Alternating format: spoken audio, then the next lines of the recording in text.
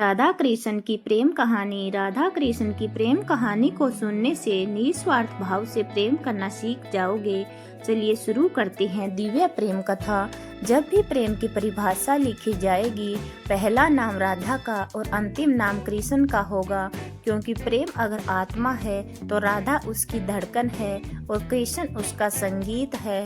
वृंदावन की पावन धरती, यमुना का शांत किनारा, कदम के पेड़ों की छाया और बांसुरी की मधुर धुन, यहीं से शुरू होती है उस दिव्य प्रेम की कहानी जो संसार का सबसे पवित्र और निश्चल प्रेम माना जाता है।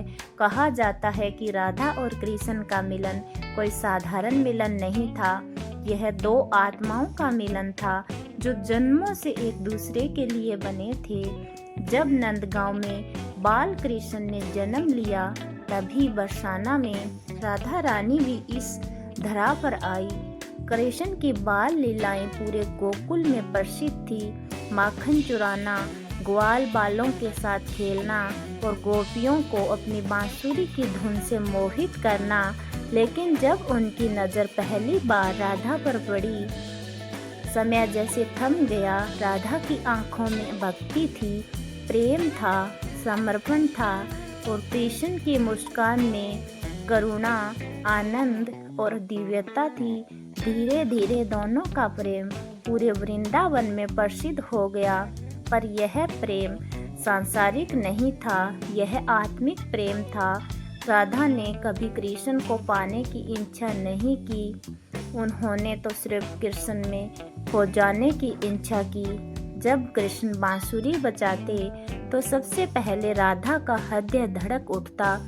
उनकी हर धुन, हर स्वर में राधा का नाम छुपा होता था। गोपियां कृष्ण से प्रेम करती थी, लेकिन राधा का प्रेम अलग था। वो अधिकार का नहीं, समर्पण का प्रेम था।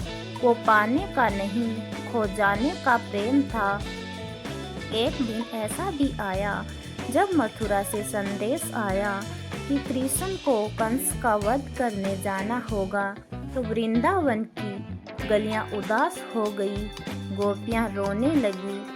पर राधा शांत थी, क्योंकि उन्हें पता था सच्चा प्रेम शरीर से नहीं, आत्मा से जुड़ा होता है।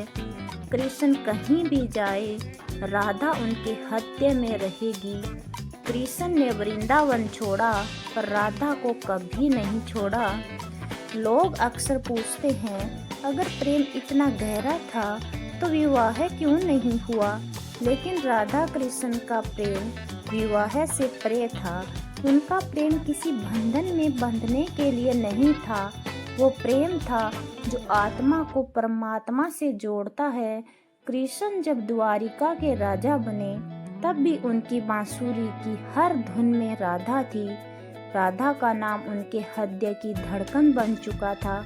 राधा ने कभी शिकायत नहीं की, उन्होंने कभी प्रश्न नहीं किया, उन्होंने बस प्रेम किया, बिना शर्त, बिना अपेक्षा। यही कारण है कि आज भी जब कृष्ण का नाम लिया जाता है, तो पहले राधा का नाम लिया जाता है। राधे कृष्ण, क्योंकि प्रेम में राधा आगे हैं और भगवान भी उनके पीछे।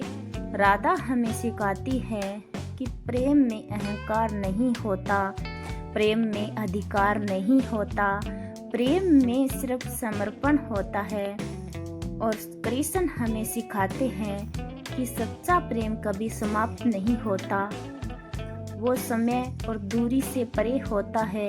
आज भी वृंदावन की गलियों में जब कोई राधे राधे कहता है, तो मानो पूरा वातावरण प्रेम से भर जाता है।